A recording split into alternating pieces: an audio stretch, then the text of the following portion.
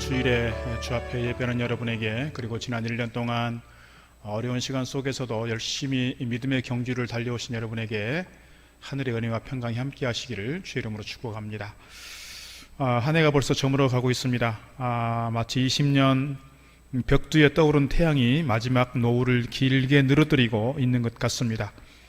올해는 특별히 1년 내내 코로나, 오늘도 사실 제가 설교 시간에도 여러 번 코로나에 대한 이야기를 하겠습니다만은 계속해서 매일매일 뉴스가 되고 우리의 화제의 중심에 코로나가 있었고, 그래서 지난 연초에 떠오른 해가 이제 하루 해를 마치는데 하루 해가 저무는 것 같은 이 시간에 그저 이런 생각이 들었습니다. 코로나 하고 넘어가는 것 같은 그런 생각이 좀 들었습니다. 그래서 이제 아직은 언제 종식될지는 모르지만, 그래서 아직도 많이 긴장되고 조심스러운 상황이지만, 그래도 올 한 해를 이제 마지막 결산해야 되는 시간이 와 있어서 오늘 예배하는 가운데 송년 주일 예배로 드리게 되었습니다. 지난 1년 돌아보면 다시는 경험할 수 없는 그런 흘러간 시간들이 되었고요. 그럼에도 빠르게 시간이 지났다, 그런 생각을 갖습니다. 코로나19로 인해서 일상생활이 어려워지고 경제가 무너지고 또 예배가 정상적으로 진행되지 못하는 가운데 있는 상황입니다. 오늘 아침 통계를 보니까 이렇게 되어 있습니다. 아침 9시 통계를 보니까요, 한번 보여주실까요? 전 세계 8,065만 7천 명이 확진자가 나왔고 176만 4천 명 사망자 나왔습니다. 우리 대한민국을 보니까 55,902명 확진자, 793명 사망자, 이렇게 나왔습니다. 우리 일동에도 계속해서 확진자가 지금 나오고 있고, 그래서 사실 이렇게 예배 드리는 것이 어렵고 모이는 것이 어렵고 조심스럽고 긴장되는 그런 분위기 속에서 지금 하루하루 이렇게 지나가고 있습니다. 이런 상황에도 그래도 올 한 해를 마지막 보내야 되는 송년주일에 우리가 어떻게 송년주일을 지내야 되는지 우리 함께 돌아보고, 어떻게 매듭을 지어야 되는지, 그리고 또 새로운 한 해를 어떻게 준비하고 나아가야 되는지 오늘 말씀 통해서 함께 보려고 합니다. 이탈리아의 토리노에 있는 박물관에 기회의 신이라고 불려지는 카이로스 동상이 있다고 합니다. 한번 보여주시죠. 제가 언젠가 설명을 드린 바가 있습니다. 시간에는 카이로스가 있고 크로노스가 있다. 카이로스는 어떤 기회, 찬스 내지는 어떤 순간을 얘기한다면, 크로노스는 역대 또는 연대기 또는 어떤 삶의 과정들을 정리해 놓는 그런 시간, 이렇게 이해할 수 있는데, 오늘이 이건 부조입니다. 사실은 동상이 있긴 한데 동상을 찍어놓은 사진을 보니까요, 너무 적나라해서 사실은 제가 이렇게 보여드리기 민망한 그런 사진이더라고요. 워낙 나체를 그대로 보여주고 있어서 그나마 좀 덜 야한 거 이렇게 좀 가지고 왔습니다. 머리를 보면요, 앞에는 머리가 있는데 뒤에는 민머리입니다. 그리고요, 어깨하고 발 뒤꿈치에 날개가 있습니다. 몸은 전체가 나체고요. 손에 들었는데요, 한 손에는 저울을 들었고요, 한 손에는 칼을 들었습니다. 그래서 이 부조를 보는 사람들마다, 이 동상을 보는 사람들마다 되게 웃고 지나간다고 합니다. 그런데 그 동상 밑에 쓰여있는 글을 보고 나면 거기가 좀 끄덕여진다고 하죠. 이 글씨가 아니고요, 이건 제가 설명에 붙여놓은 글씨고요. 글씨 내용은 이렇다고 합니다. 내 앞머리가 무성한 이유는 사람들이 나를 쉽게 붙잡게 하기 위함이고, 뒷머리가 민머리인 까닭은 내가 지나가면 다시는 붙잡지 못하도록 하기 위함이며, 어깨와 발꿈치에 날개가 달린 까닭은 최대한 빨리 사라지기 위함이다. 오른손엔 칼과 왼손엔 저울이 있는데 이는 나를 만났을 때 신중한 판단과 신속한 의사결정을 하라는 뜻이다. 이렇게 글귀가 쓰여져 있고, 이거를 보면 사람들이 이 그림에 대한 이 부조에 대한 이해를 하고 감명을 받는다고 합니다. 여러분, 지난 1년 살아오시면서 이 크로노스, 우리에게 주어진 시간, 우리에게 주어진 기회, 어떻게 신중하게 또 신속하게 잘 결정하시면서 의미 있는 한 해가 되셨는지 궁금합니다. 어떻게 지내셨는지요? 우리 모두가 사실 2020년을 시작한 지가 엊그제 같은데 벌써 360일을 살았고요. 오늘 52번째 마지막 주일을 맞고 있는데, 우리가 하루하루 돌아보면 우리의 보통 기독교인들의 삶의 주기는 뭐 다른 일상이 그렇습니다만은 우리가 1년 주기로 가기도 하고 한 달 주기로 가기도 하지만 우리가 주일 예배가 있는 것 때문에 사실 일주일 사이로 일주일 단위로 한 주 한 주 끊어서 이렇게 생각하는 경우가 많습니다. 그런데 벌써 올해가 52번째 주일이 지났다는 얘기죠. 벌써 한 해를 마감해야 되는 상황 속에서 오늘 말씀 다시 한번 보게 되는 것입니다. 찬송가 301장 우리가 많이 불렀는데요, 송년주일에 가장 많이 부르는 찬송이고 신방을 다니다 보면 특별히 우리 어르신들이 가장 많이 애창하시는 곡이 301장입니다. 301장 1절과 2절, 3절 가사를 보면 의미 있는 가사입니다. 1절은 과거에 대한 이야기입니다. 지금까지 지내온 것 주의 크신 은혜입니다. 그리고 2절은 지금 현재입니다. 지금 내가 살아가는 삶의 현장이 하나님 물붓듯이 부어주신 은혜에 대해서 감사하고 찬양하겠습니다. 3절은 미래에 대한 이야기입니다.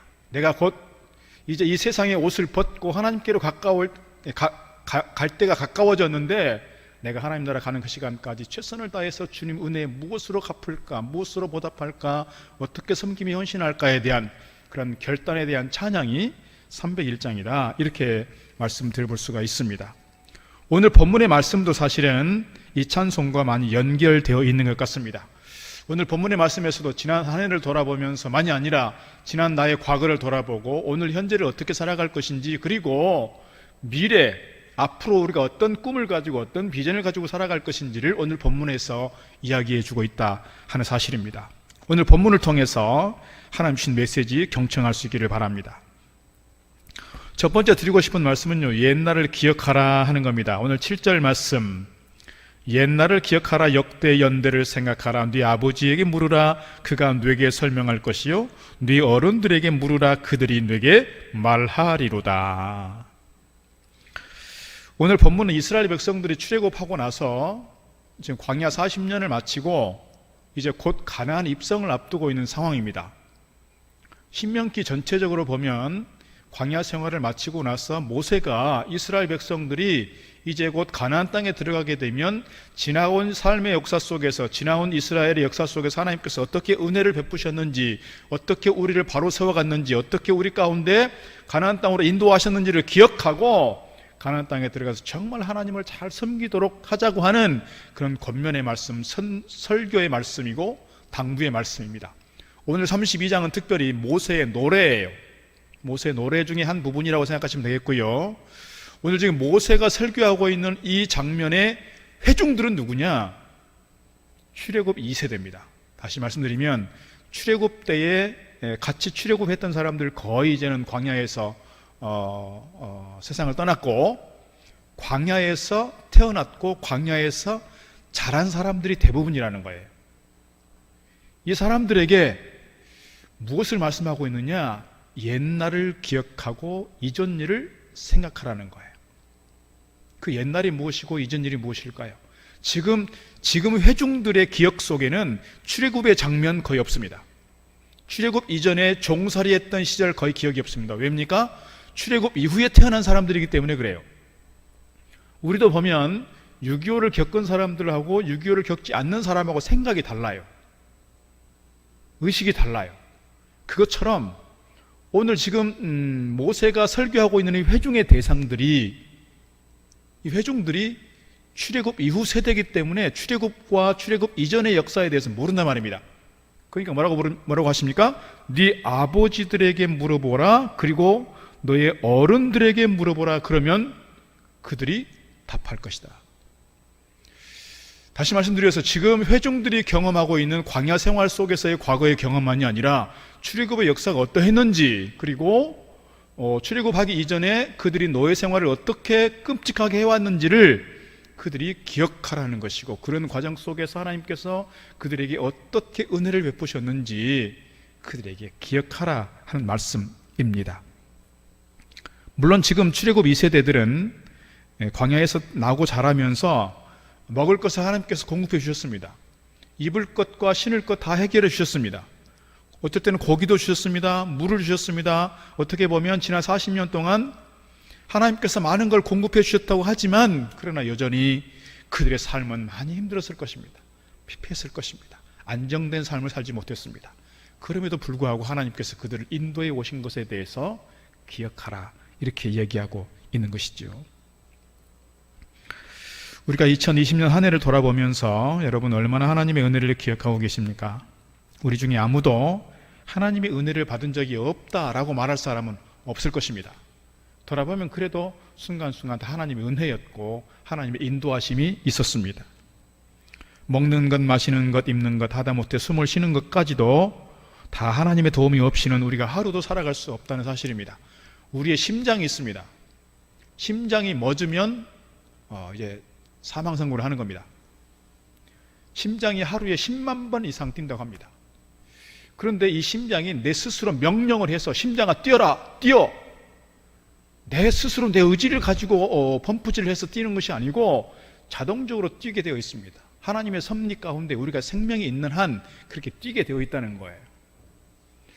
우리의 심장만이 아니라 우리 일상의 모든 삶의 과정들이 지난 1년 돌아보면 많이 힘들고 어려웠을지라도 그래도 오늘이 있기까지 인도하신 분, 우리 하나님의 힘을 기억하라, 하나님의 힘을 잊지 말라, 우리에게 그렇게 이야기해 주는 것입니다.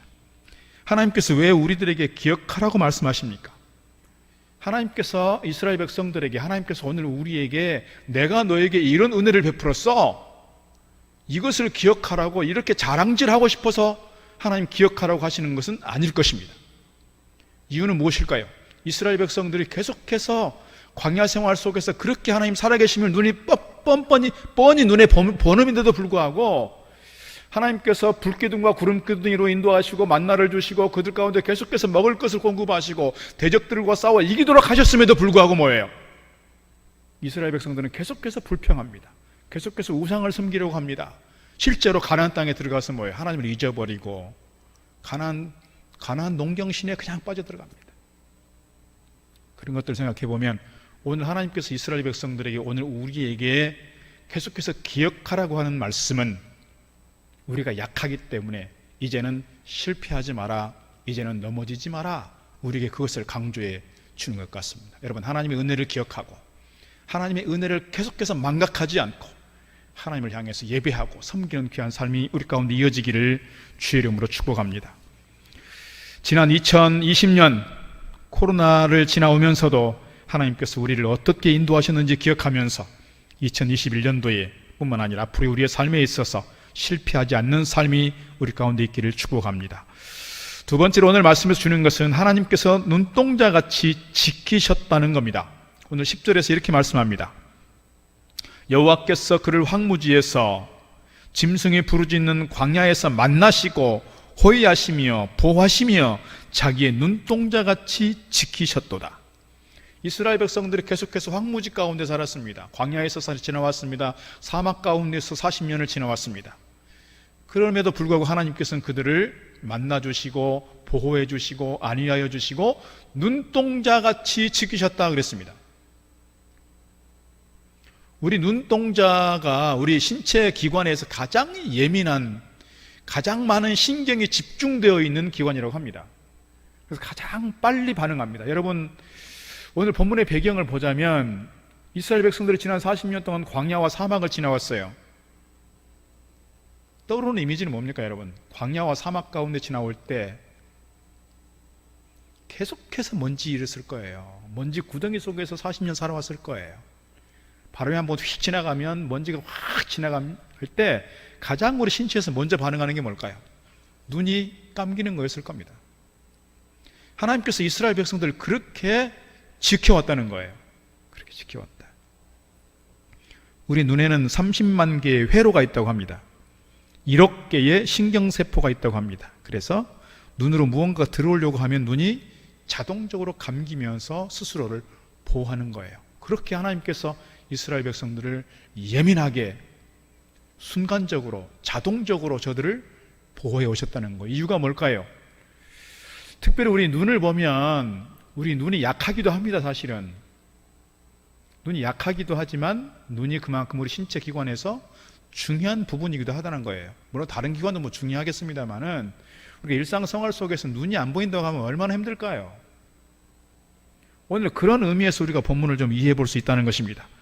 가장 연약하기 때문에 뿐만 아니라 가장 소중하고 귀하기 때문에 눈을 보호하는 것처럼 하나님께서 우리 당신의 백성들을 보호하시고 지켜오셨다는 거예요.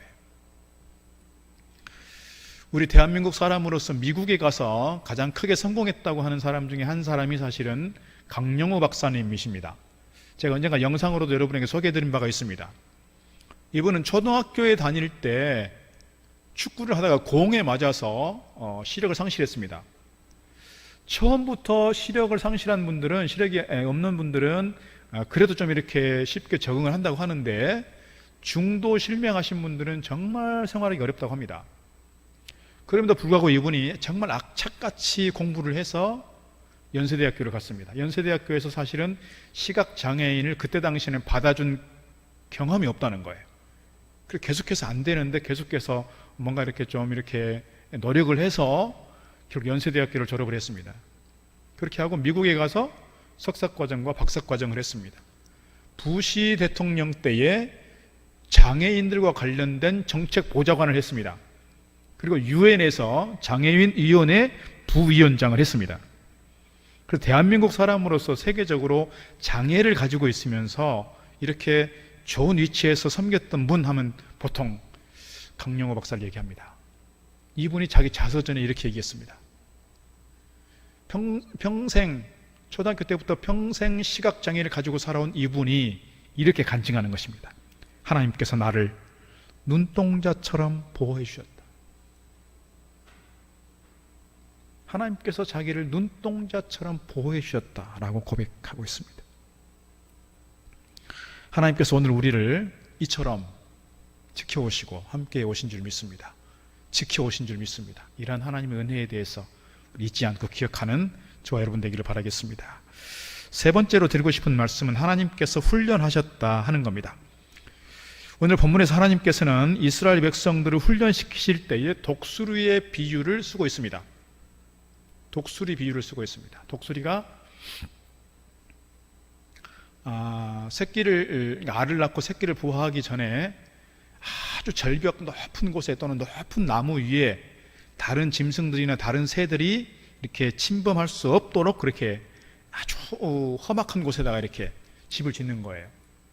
처음에 집을 지을 때는 좀 이렇게 거친 나무를, 가시나무 같은 거친 나무를 가지고 그 다음에 집을 짓고, 그 다음에 이제 풀 같은 거, 그 다음에 자기 몸털 같은 걸 뽑아서 아주 부드럽고 안락하게 집을 짓습니다.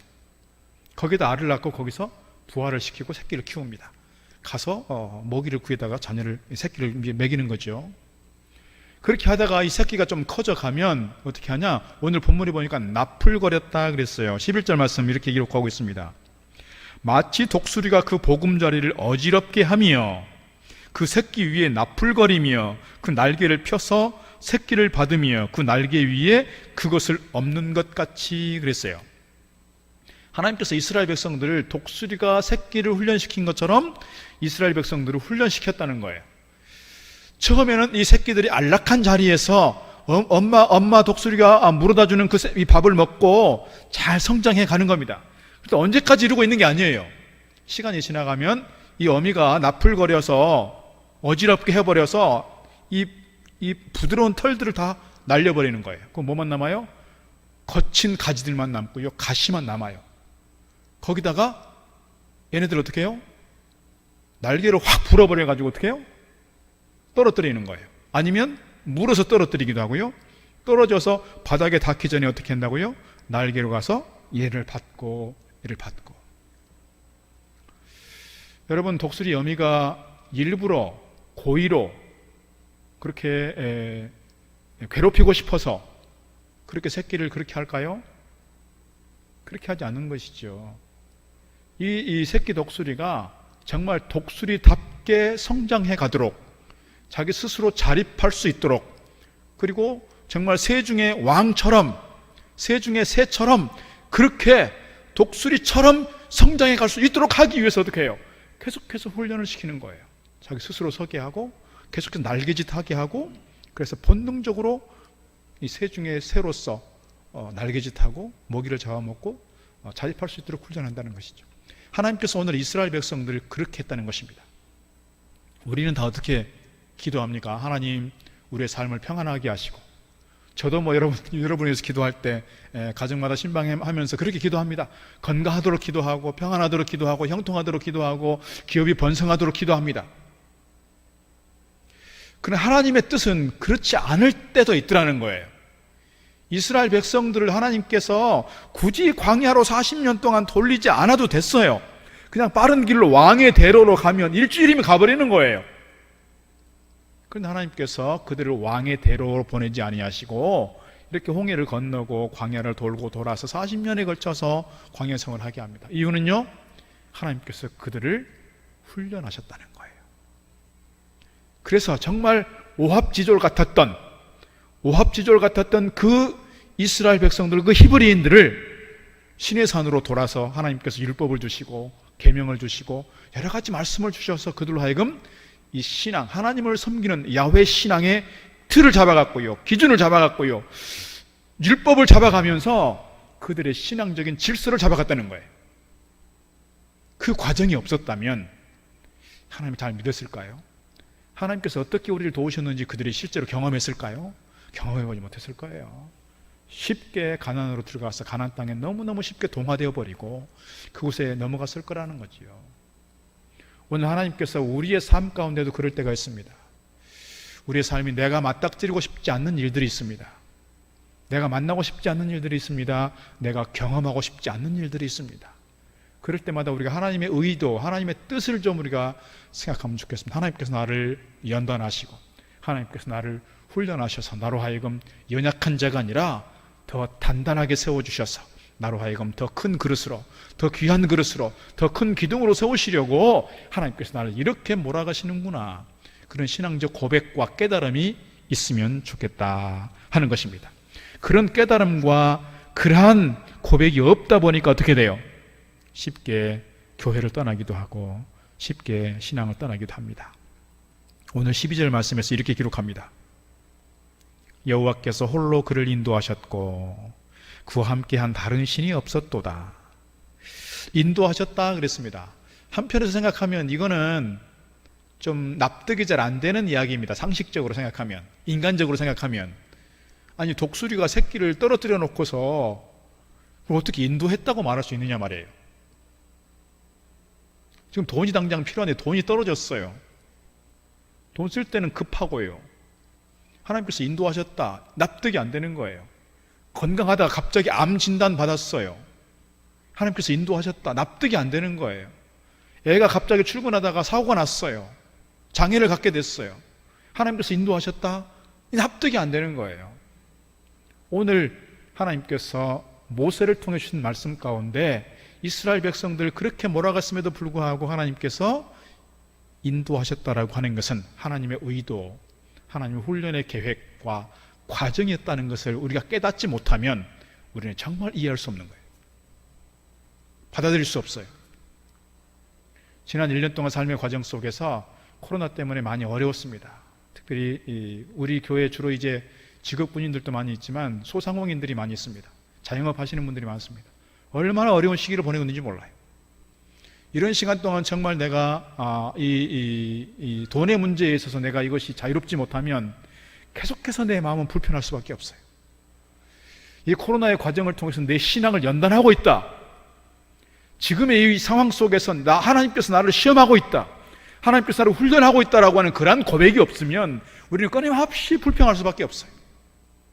그런 점에서 이 어려운 시대에 하나님께서 나를 어떻게 훈련해 가시는지, 그리고 하나님께서 나를 위해서 어떤 축복을 예비하고 있는지, 하나님께서 나를 어떤 그릇으로 다듬어가고 있는지를 깨닫고 고백할 수 있는 저와 여러분 되기를 주의 이름으로 축복합니다.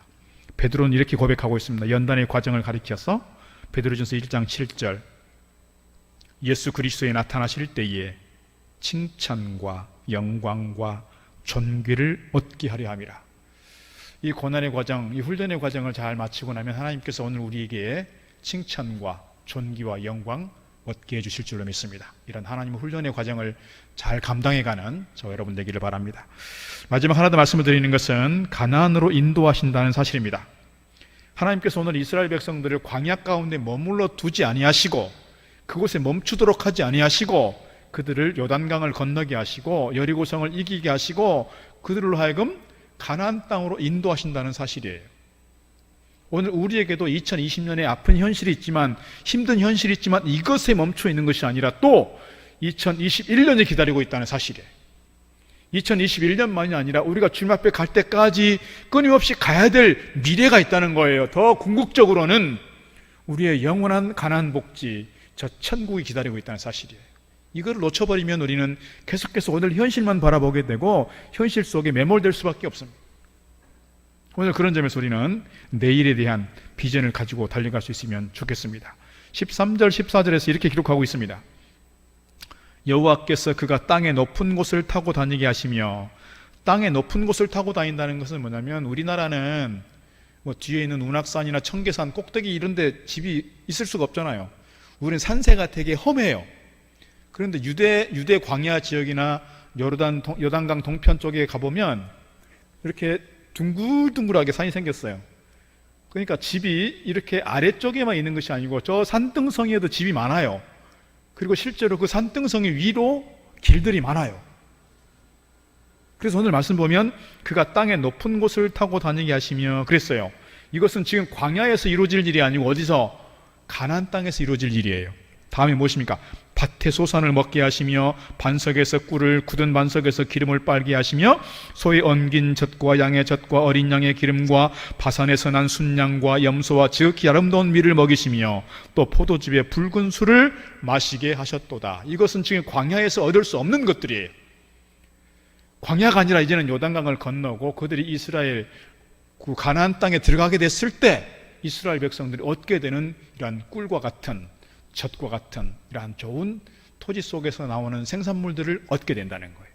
이게 하나님께서 이미 아브라함 때부터 약속한 땅이었고, 이미 출애굽할 때 이것에 대한 비전을 가지고 출발하였고, 그곳에서 그들이 누릴 복에 대해서 하나님께서 약속하고 있다는 거예요. 오늘 우리의 현실이 비록 광야 같은 삶일지라도 우리가 정말 내년도를 기대하고 내후년을 기대하면서 요단강을 건너가면 가나안 땅이 우리에게 기다리고 있다. 가나안 복지가 우리를 향해 기다리고 있다. 가나안에서 얻을 그 큰 복이 우리에게 주어져 있다라고 하는 그런 약속과 믿음을 가지고 우리가 힘써 달려가야 할 줄로 믿습니다. 우리 닥터 가딩턴 선교사님에 대한 영상을 잠깐 보도록 하겠습니다. 1949년에 우리나라의 의료 선교사로 입국해서 25년 동안 우리나라에서 환자를 돌봤고요. 이후에는 방글라데시에 가셔서 또 25년 정도 선교사로서 사역했던 의료 선교사님이십니다. 한번 그의 삶을 보겠습니다.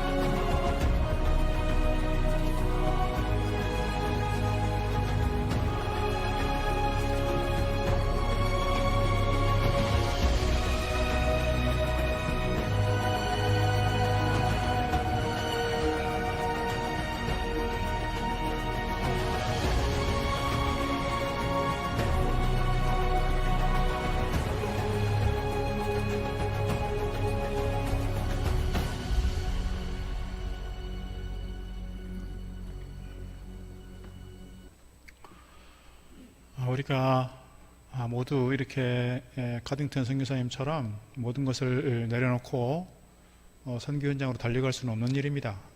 그러나 이분이 가지고 있는 그 어떤 섬김과 헌신과 충성된 그 마음을 우리가 조금 그 믿음과 열정을 좀 우리가 배우면 좋겠다, 그런 마음이 있는 겁니다. 오늘 우리의 관심이 어디에 가 있는가?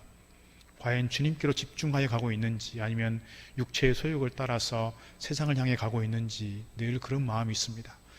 오늘 이분이 가지고 있는 고백은 뭡니까? 주님께서 내게 주신 복을 세어보아라. 다른 많은 특효약들이 있지만 그것보다 더 큰 좋은 약이 어디 있느냐, 이거예요. 이분은 자기 아버지의 병원을 이어받아서 정말 풍요한 삶을, 부유한 삶을 누릴 수 있는 그런 기득권을 가지고 있는 사람이에요. 그러나 그거 내려놓고 정말 주님 신 복음적 또는 선교적 사명을 가지고 사람을 살리겠다고 대한민국에 왔고, 또 대한민국에서 어느 정도 일이 이루어졌다고 보고 방글라데시에 가셔서 사역을 감당했습니다. 그 과정에서 자녀들을 둘을 잃었습니다. 아내는 치매가 걸렸습니다. 당신도 암에 걸렸습니다. 이렇게 열심히 섬기고 헌신했으면 하나님께서 건강하게 하시고 자녀들도 잘 되게 하시고 모든 일들이 다 형통하면 좋았을 텐데 그렇지 않았다는 거예요. 그럼에도 불구하고 하나님께서 나를 향해 주신 은혜를 기억하면 그래도 내가 무엇으로 감사할까? 마지막까지 주님의 영광을 위해 살려갔던 저의 모습을 우리가 기억하면 좋겠습니다. 사랑하는 성도 여러분, 우리가 2020년 마지막 주일을 보내고 있습니다. 지금까지 지내온 것 모두가 돌아보면 하나님의 은혜인 줄로 믿습니다. 그래서 오늘 또 우리가 하나님께 대하여 찬양하고 감사합니다. 뿐만 아니라 돌아보면 하나님께서 우리를 눈동자처럼 지켜주셨고 우리를 보호하셨고 함께 오셨습니다. 더 나아가서 우리로 하여금 어려운 시기 속에서 우리를 신앙적으로 단련시켜 가고 있습니다. 뿐만 아니라 오늘에 멈춰 있는 것이 아니라 내일을 내다보면서 거룩한 비전과 꿈을 가지고 주신 소명 따라 힘써 주님 만날 날 그날까지 힘써 달려가는 저와 여러분 다 되기를 주의 이름으로 축복합니다. 기도하겠습니다. 하나님 아버지, 감사합니다. 2020년 송년주일로 저희들 함께 예배하며 주님께 찬양하고 기도합니다. 지난 1년 동안 어려운 시대 속에서도 저희들을 지켜주시고 함께해 오시고 보호해 오시고 뿐만 아니라 우리를 신앙적으로 훈련해 오신 줄 믿습니다.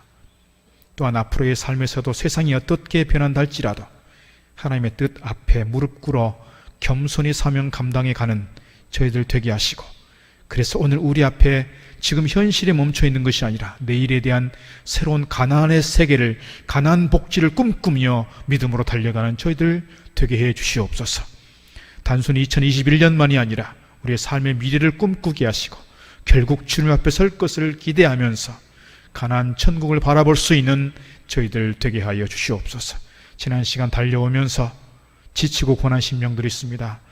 아픔을 겪는 분들이 있습니다. 상처 입은 영혼들이 있습니다. 주님, 저들을 위로하여 주시고 다시금 일어서고 또 일어서서 주님을 섬기며 예배하며 믿음의 길을 잘 달려가는 저희들 되도록 축복하여 주시옵소서. 예수님 이름으로 기도드리옵나이다. 아멘.